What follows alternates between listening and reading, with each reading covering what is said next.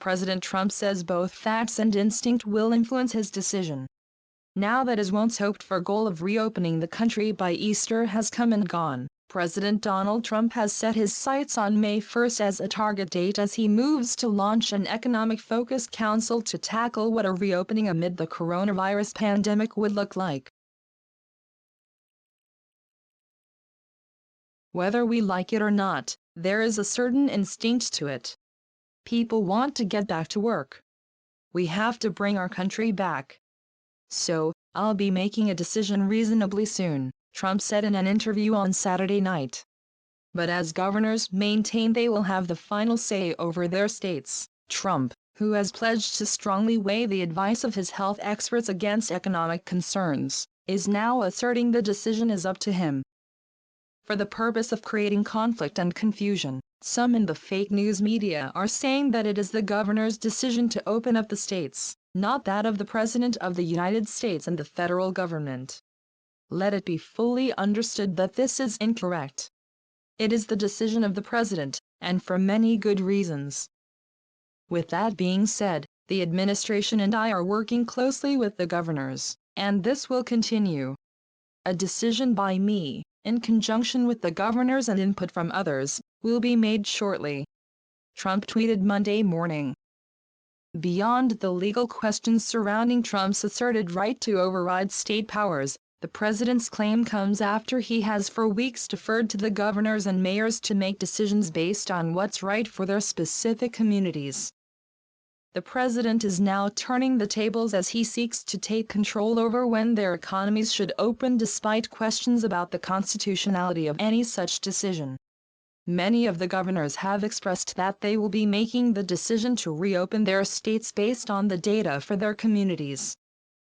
New York Governor Andrew Cuomo, a Democrat, on Monday said that he will be joined by other governors in the region to announce a geographically coordinated reopening plan.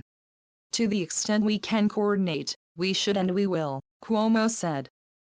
Decisions on what a nationwide recommendation for reopening would like will likely come from the president's soon-to-be-announced Opening Our Country Council, what Trump said Friday he said he might call the effort. The new council, which would be distinct from the already existing public health-focused coronavirus task force, will have an economic focus and include, according to the president, some of the most distinguished leaders in politics, business and medical. The president, when discussing the potential members of the council, signaled that group would be bipartisan, commending the work of some Democratic governors across the country. Experts weigh in on reopening the country.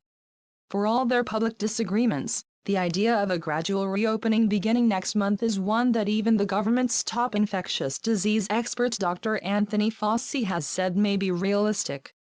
Fauci said on Sunday that it was conceivable that parts of the country could safely reopen on a rolling basis beginning in May. I think it could probably start at least in some ways maybe next month, Fauci said Sunday on CNN's State of the Union.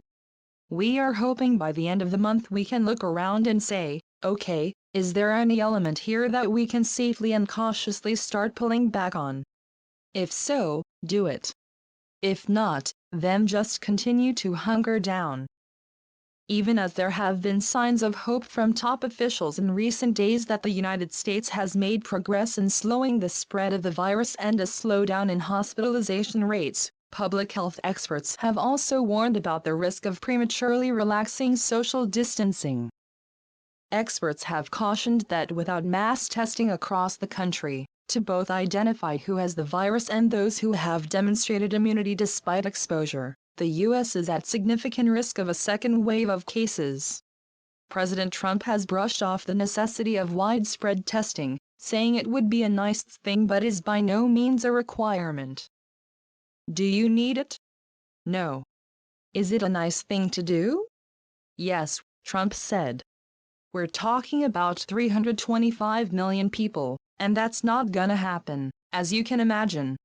One report from the American Enterprise Institute suggested the U.S. would need to conduct 750,000 tests a week, a number based on the number of medical visits during flu season.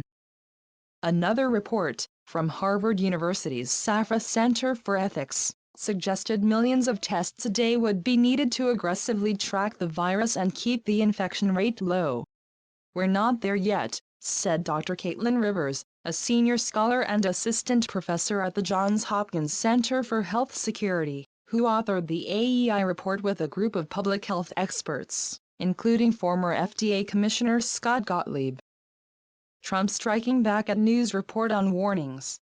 As the president now weighs the feasibility of moving forward with the prospect of how to reopen the country while addressing the ongoing health emergency, he also finds himself on the defensive after the New York Times reported that he didn't heed early and repeated warnings about the virus coming from Health and Human Services Secretary Alex Azar and others within his administration dating back to January.